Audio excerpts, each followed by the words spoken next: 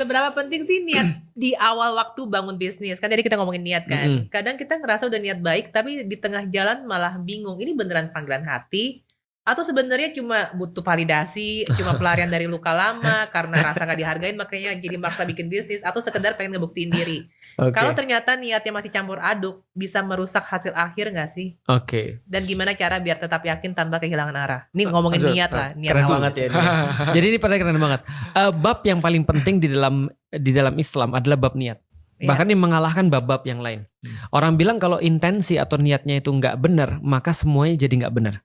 Tapi niat ini untungnya bukan di depan doang, tapi niat ini di seumur-umur seluruh perbuatannya dari awal sampai akhir itu semua niat isinya. Aku akan ngambil satu quotes yang sangat terkenal ya. Kamu boleh punya banyak alasan untuk masuk Islam. Tapi kamu cuma boleh punya satu alasan untuk berada di dalam Islam. Jadi alasan masuknya itu boleh banyak, tapi alasan stay itu cuma satu. Apa itu? Alasan stay bahwasanya kamu merasa bahwa ini adalah agama yang benar. Itu sudah alasan satu-satunya. Artinya itu akidahnya benar lah, gampangnya seperti. Tapi alasannya bisa banyak. Ada orang yang dengar, wah aku seneng banget dengar azan, dia masuk Islam. Oke, nggak ada masalah. Ada yang mimpi apa ketemu putih-putih, terus dia pun bilang itu kayak Islam. Oke, nggak ada masalah. Pintunya ya, macam-macam. Iya pintunya. Kamu dengar lagunya dari Sulaiman, dunia sementara akhirat selamanya, ya oke. Ada juga orang masuk Islam gara-gara musik, ada juga mas. Ada juga ada orang misalnya kalah taruhan masuk Islam, ada. Yang masuk Islam gara-gara Ko Felix banyak banget pasti ya. Enggak sih.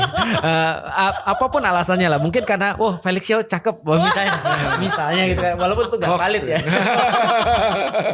Tapi ya oke lah, nggak apa-apa. Ataupun dengan cara seperti kita mikir, kita panjang, kita logika kita mikir, akhirnya kita masuk Islam. Oke, nggak ada masalah. Tapi alasan stay cuma satu. Karena kamu berhasil menemukan bahwa Islam adalah agama yang benar. Udah itu aja alasan stay. Nah kalau bisnis aku pikir sama ya. Ada yang mungkin disuruh ibunya, disuruh bapaknya karena proses pembiasaan. Ada karena dia mungkin perlu validasi, karena dia mungkin stres karena tempat yang dia mencoba untuk bisnis, apapun itu. Tapi intensi senantiasa harus 100%.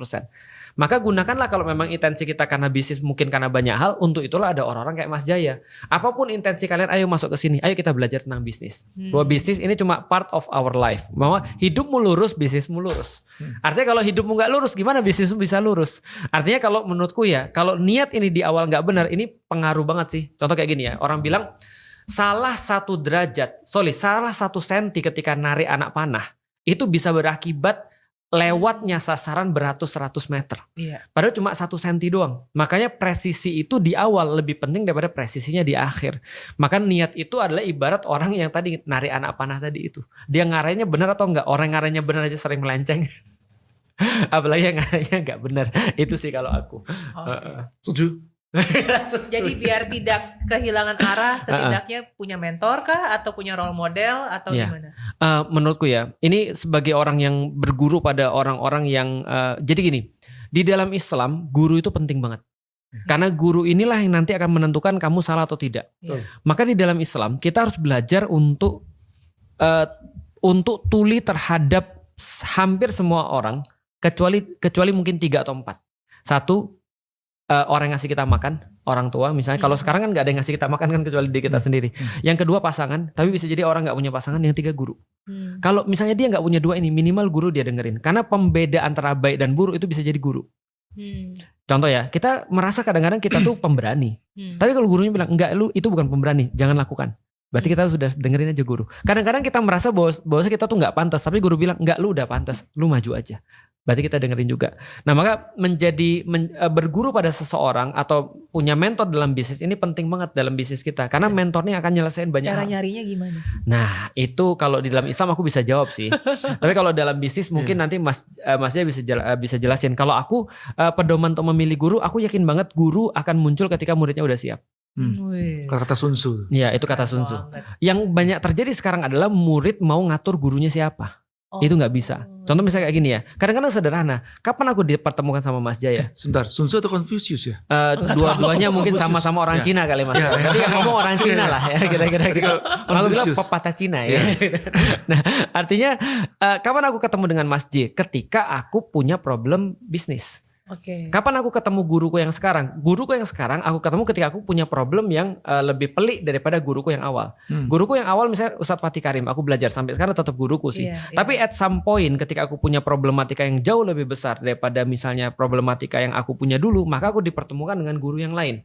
Artinya contoh kayak aku juga, teman-teman yuk ngaji dipertemukan bareng-bareng bukan karena aku nyari murid atau mereka yang nyari aku, tidak. Tapi karena aktivitasnya mungkin sudah benar-benar sampai di titik itu, aku bilang ayo kesini deh. Gitu kan. Artinya guru yang tepat akan muncul ketika muridnya sudah siap. Nah, sebagai seorang murid yang harus kita lakukan adalah berbuat yang terbaik dulu, minimal dengan guru-guru yang ada di sekitar kita. Misalnya contoh ketika mereka baru start up bisnis misalnya, pasti ada orang-orang di sekitar mereka yang bisa nunjukin. Itu kan ya gini loh cara bisnis, minimal aku dulunya melakukan begini. Tapi ketika dia sudah sampai level tertentu, mungkin masjid jadi muncul ke radarnya mereka. Itu kan ya. Iya sih. Ketika dia lebih tinggi lagi, mungkin bukan masjid lagi, tapi mungkin gurunya masjid yang muncul di radarnya mereka. Saya kata-kata the teacher will be shown when the disciple is ready. Itu kan bisa bermakna juga. Itu adalah pemahaman itu datang pada saat si murid ini juga siap untuk menerima pemahaman tersebut. Membuka diri. Dalam nyampe ilmunya. Ya. Saya sering ngasih contoh begini nih. Teman-teman kan tahu ya kalau saya mentoring juga salah satunya sama Bang Sandi. Bang Sandiaga Uno. Nah kadang teman-teman kayak gini, Mas Ji, kenapa Mas Ji nggak manggil atau ngundang Bang Sandi ke tempat kopdar akbarnya Mas Ji gitu. Nah, aku bilang gini loh, ya insya Allah sih kalau aku undang beliaunya ya insya Allah mau lah hadir kan gitu ya. Cuman masalahnya adalah kamu siap gak sih terima ilmunya Bang Sandi itu loh. Benar. Soalnya Bang Sandi ini bukan untuk how to start business yang teman-teman UKM tanya gitu kan. Ya jualan itu bagaimana caranya ini. Benar. Itu bicara masalah merger acquisition loh, sama financial engineering loh. Aku aja yang belajar berikiti kok masalah itu. Benar. Aku sampai pulang buka lagi kan, cek di Google lagi itu apa sih istilah-istilah ini. Ngerti gak? Karena banyak kosakata yang aku mungkin juga belum paham gitu loh. Nah, apakah ini nyampe ke tempat teman-teman dan applicable atau tidak buat teman-teman overkill UKM. Ya. Nah, gitu loh. Kalau udah levelnya udah atasan dikit, ya itu luar biasa itu ilmu yang sangat luar biasa aku pelajari. Jadi aku ngerti sih maksud Mas J. Kadang-kadang di kita juga ada, Ustadz aku mau berguru sama Ustadz bisa nggak? Dalam hati kita sebentar, kamu tuh levelnya di mana sebenarnya? Ini cara untuk lebih kasar untuk memposisikan omongan ini ya. Kamu tuh levelnya di mana? Kamu belum level itu sebenarnya. Karena faktanya memang begitu. Contoh ya Mas ya. Aku yakin Mas. Kalau ada orang berguru nih misalnya sama guru-guru kita nih misalnya, mereka pasti bosan. Iya. Mereka pasti bosan. Mereka bilang, kok bisa sih yang kayak gini jadi guru? Tapi bagi kita, omongan dia itu kayak masuk ke kepala. Betul. Terus tembus ke dalam, terus benar mengembang di sini. Karena udah siap. Jadi beda. Jadi kamu harusnya belajar dulu deh. Sampai selevel itu kamu baru perlu mentor yang ini gitu maksudnya. Kadang-kadang mungkin ya kita bukan pintar, cuma karena level mereka rendah aja. Jadi kita kelihatan pintar gitu maksudnya. Anakku aja, tahu kan anakku yang apa? Yang keberapa nih? Yang kedua. Oh yang kedua, oke. Nah itu kan juga, mau belajar ini begini ya, ikutin kelas online duluan. Kamu daftar jangan sebagai anak papa. Maksudnya itu duluan, kamu ikutin dan dia nyimak. Ya kalau bisa kamu building trust sama mentormu itu atau gurumu itu. Nanti bila saatnya tiba, papa temuin kamu. Kan gitu loh. Baru pakai privilege ya. Ya kalau kayak gini, misalnya mau belajar sama Tante Kristina, Titin. Tante lagi. Belajar sama Tante Titin gitu kan. Aku bilang gini, jangan sama Tante Titin duluan. Belajar duluan, ini duluan basicnya. Nah, nanti pas udah basicnya udah oke, kamu pelajari. Nanti aku temukan sama Tante Titin. Jangan sekarang. Kalau sekarang kamu percuma juga. Nah itu. Paham ya? Jadi ada levelnya. Jangan belajar langsung sama profesor untuk belajar ilmu TK. Tambah kurang kali bagi. Kan gitu loh ya. Kan mau badir juga kan gitu. Iya, betul. Gitu. Jadi tahu diri itu penting sih. Iya. Karena kalau Imam Syafi'i ketika ditanya tentang belajar, salah satunya dia bilang adalah benar bersabar pada guru itu penting. Karena kalau ilmumu belum sampai pada guru itu pasti akan kelihatan sangat menyebalkan. Gitu maksudnya, atau sangat membosankan bagi kamu karena mungkin kamu aja belum siap untuk itu. Ternyata murid-muridnya banyak dan jadiin dia guru gitu maksudnya. Karena keperluan aku dan masjid pasti berbeda dengan keperluan dia. Ini bicara masalah sedikit guru agama ya, itu saya yang kena banget ya sama guru saya itu mengatakan begini, ini ada satu, saya lupa ini dalilnya ayat ataukah ini hadis ya, yang mengatakan bahwa jika kamu tidak memiliki guru, maka gurumu adalah setan. Dalam belajar agama ya, dalam belajar agama. Sekarang soalnya banyak orang belajar itu cukup dari Google, dari ChatGPT bahkan. Itu apalagi itu kayak gitu kan. Kemarin ada yang tanya sama kamu kan, ya agama yang paling benar apa gitu kan ya. Jawabnya Islam, itu benar jawabanmu gitu. Lalu Mas dia nyimak ya aku nulis.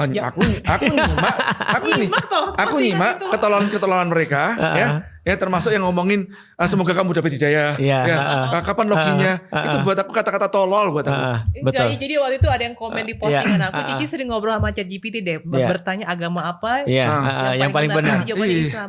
Terus aku bilang ChatGPT itu tuh people pleaser. Benar. Betul. Kalau aku yang nanya nih, Iya. jawabannya Buddha. Bisa jadi yang Buddha. lain. Iya. Betul. Nah, itu Tergantung kadang-kadang kita feeding apa. Iya, feeding apa? itu bisa bayangin nggak? Itu orang banyak belajar agama seperti itu. Ya. Ya Malu. kalau paling jeleknya, paling jeleknya orang kayak gini, ngomong gini kan, Mas, ini ada timku nih lah waktu itu kan, X-Team. Mas, kenapa aku nggak ngaji? Kan kita tiap Selasa ada ngaji di rumah. Kenapa nggak ngaji? Oh ya Mas, aku nyimak kok, aku online. Terus gini, Ustaz, tadi si itu ngomong, dia bilang katanya dia nggak ngaji karena dia nyimak online. Bagaimana kata Ustaz? Oh iya, berarti nanti surganya online juga. Dikit tapi nyelekit. Iya ya? bagus itu kan, pas banget kan gitu loh. Ya, itu Artinya ada sesuatu yang memang nggak bisa digantikan dengan Nggak bisa. offline sih Nggak sebenarnya. bisa. Dan Iya, tadi iya. sebenarnya pembahasan kita juga pas lagi ngobrol pas di podcastnya Cece kan kemarin kan ya, bahwasanya kita bahas bahwasanya menurutku ya ada orang nanya kayak gitu itu adalah bisa jadi sesuatu yang membuat dia justru dosa kalau itu menghalangi Iya, orang-orang jadi iya. dari hidayah, dan dia nggak ngerti tentang kondisinya apa, langsung prakteknya langsung kayak gitu aja. Kan tiap orang kan beda-beda. Tahu nggak Mas? Itu banyak komen yang akhirnya nyalain aku. Ini nggak benar gini ini segala macam. Dan ada juga beberapa orang berilmu yang ngeritik aku. Ini nggak benar segala macam. Yang dari podcast itu. Dari podcast itu. Oh, Kak Felix bacain komennya ya?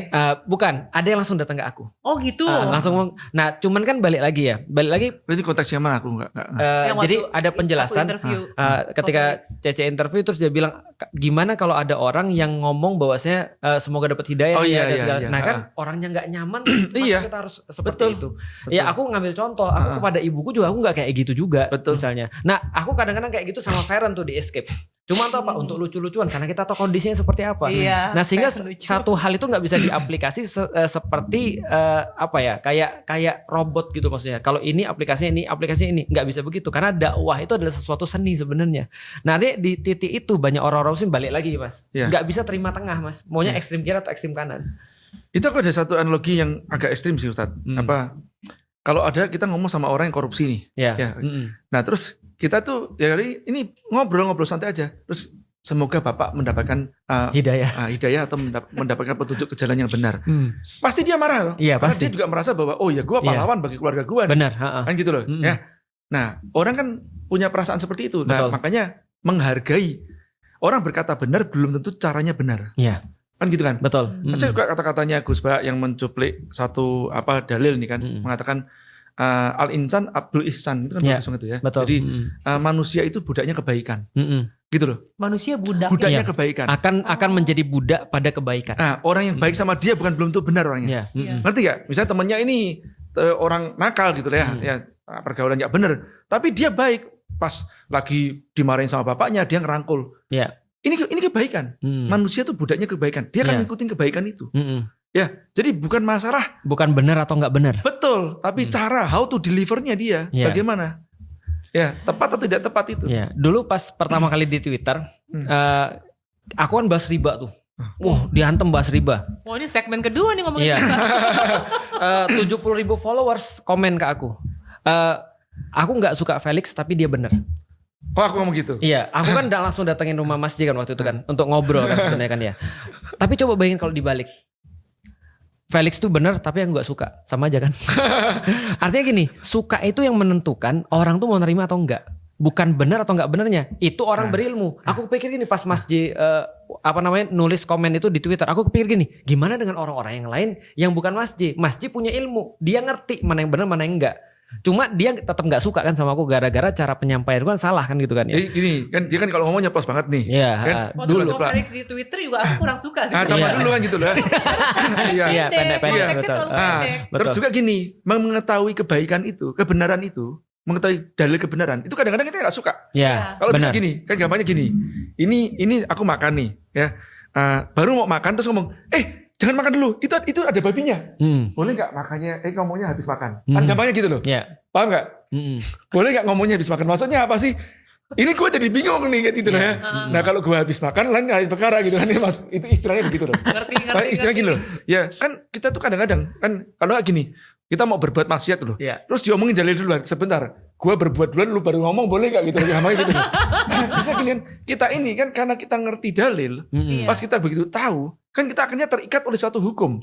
Kan kita belum tahu kan kita nggak terikat oleh suatu hukum, paham nggak? Nah pas baca punya Ustaz Felix nih, wah aku jadi terikat hukum, aku jadi tahu nih. Iya betul. Itu aku masih gini, aku nggak suka nih baca ini nih, ya apalagi cara ngomongnya juga iya kan, kan ceplos-ceplos dulu kan.